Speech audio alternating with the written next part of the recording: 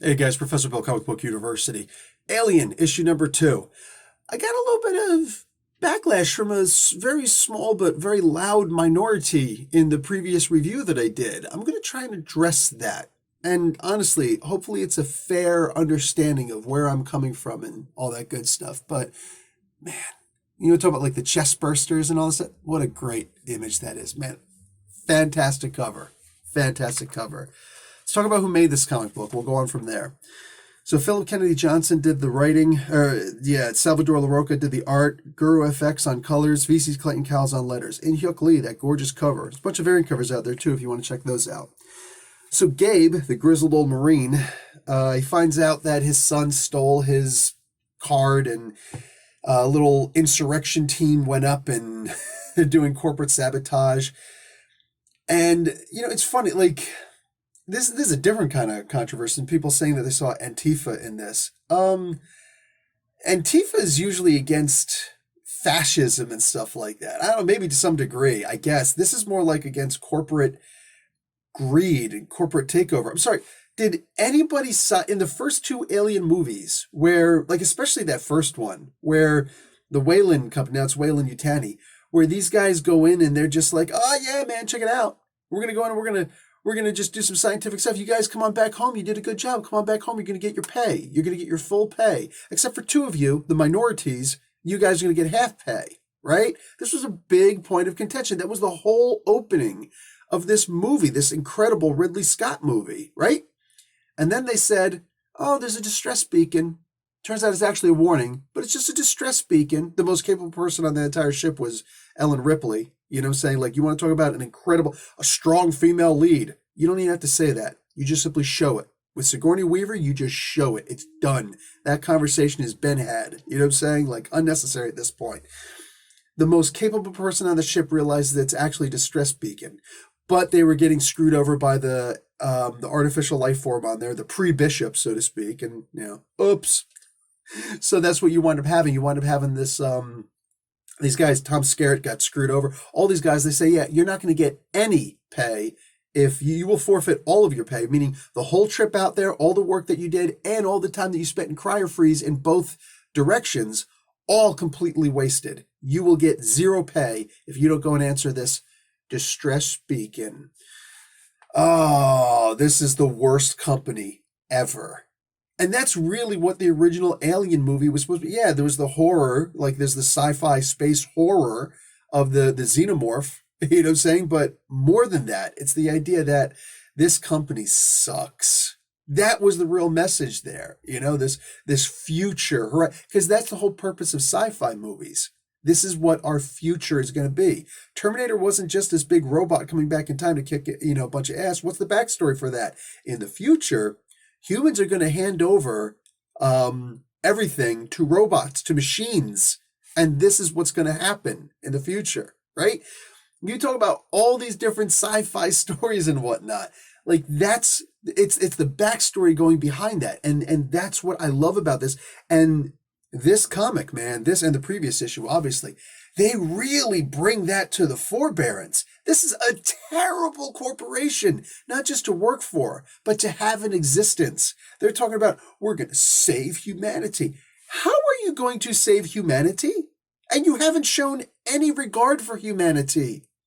On the way here, none, 0, zilch, nada, nothing. Big fat goose egg.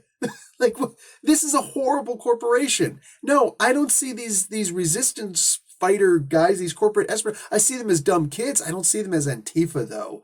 I really just don't see that in this regard. This is very, very far removed from that.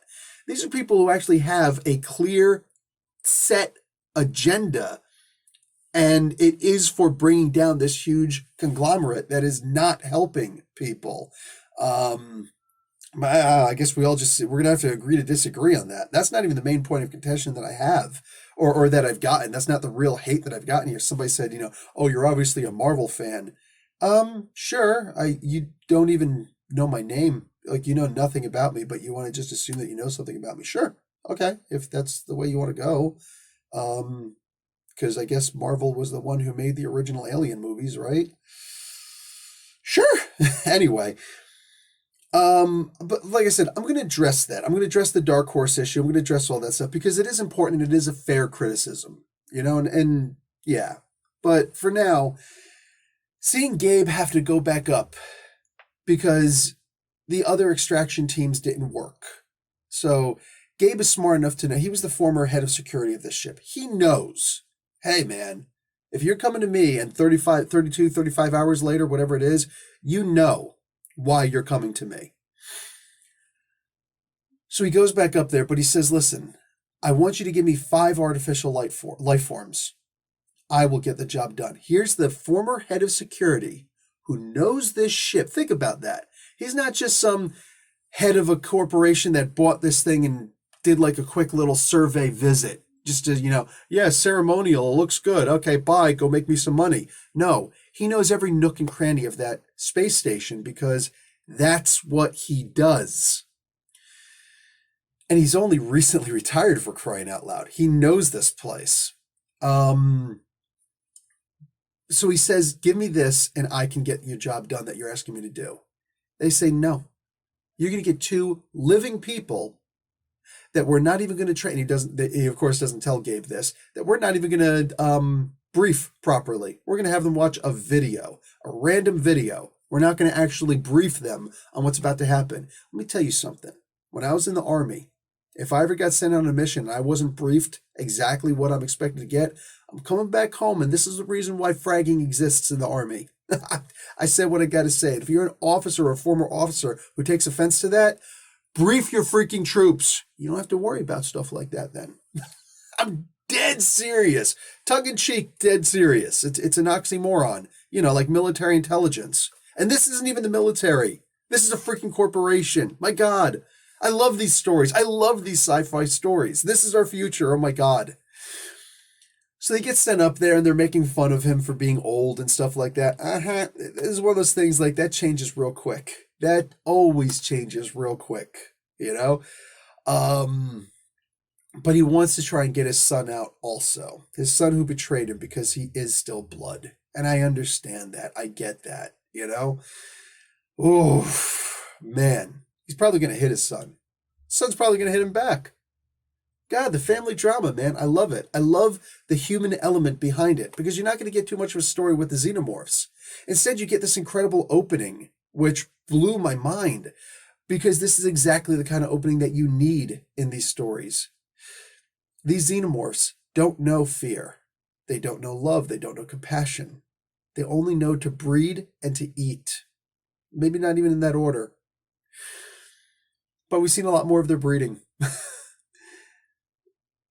The idea that one of them got underneath the door or through the door. The father goes over while trying to protect his daughter. And she watches her father get eaten. I'm like, oh my God, this is terrible. This is terrible. And this is what we get. This is what we see. This is what we get. And this daughter has to watch this. And who knows what became of this daughter? Is she actually that secretary girl, the custodian chick that they found? It doesn't seem like it. What happened to her? Did she get eaten immediately afterwards? I don't know. That's the kind of stuff, is this the new Newt, from the Aliens movie? I don't know. But these are the things that are just so amazing to be seeing this and seeing these are unstoppable, ruthless eating and breeding machines. And the human story behind it. My God, man, I love this. This was a very action-packed issue, beginning and end, especially end. Really action-packed. They're down to 2, and they've got not a stowaway, but they've got a person. They've got a rescue, but they're still trying to look for Gabe's son, at the very least, if not the rest of them. Man, this is a story. Now, I understand the contention. Listen, I go way back to the argument that Captain Marvel should still be a big guy wearing all red and a yellow lightning bolt across his chest. You know what I'm saying? With a white cape with little flowers on it.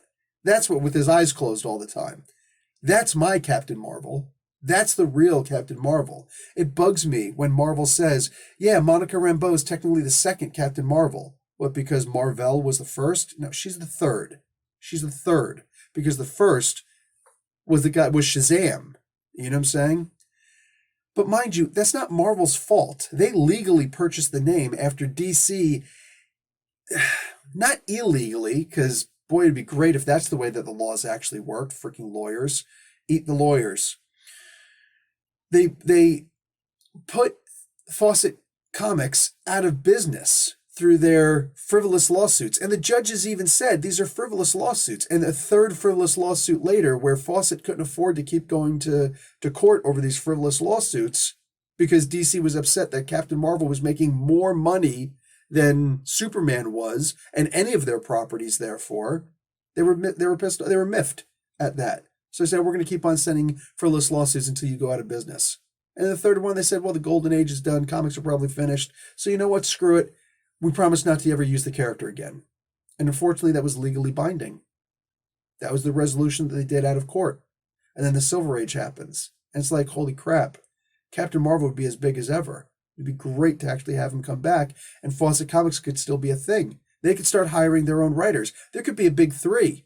There could literally be a big three right now instead of the big two. But you could say the same thing about Charlton Comics, and DC screwed those guys over too. Fox Syndicate Comics. Oh, wait, that would be DC screwing them over also. They kind of screwed themselves.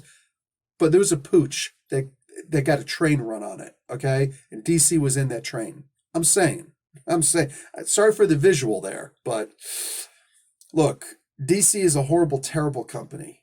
And they stole the Captain Marvel character and had to call him Shazam because Marvel legally purchased the name, because why wouldn't they? But how Marvel gets the hate for that and not DC for screwing everybody over, for putting an entire business out of business, and then just stealing the character afterwards, say, we don't want that character in use, he's bigger than Superman. Oh, the company's out of business? Wait, technically nobody's claiming the character? You know what? For free, we're going to take it after you just screwed over this. Dude.